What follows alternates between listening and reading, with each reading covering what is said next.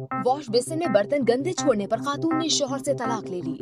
Wash basin यानी sink में मुसलसल गंदे बर्तन छोड़ने और गंदे कपड़े ना धोने पर मुसन्निफ मैथ्यू फ्रे की अहलिया ने उनसे तलाक ले ली। डेली मेल की एक रिपोर्ट के मुताबिक मैथ्यू की अहलिया शौहर के गंदे गिलास और बर्तन सिंक में छोड़ने के साथ ही गंदे कपड़े कमरे में यूं ही फेंक देने की आदत की मुखालिफ थी। बीवी से अलैदगी के बाद शौहर को अपनी गलती का एहसास हो गया।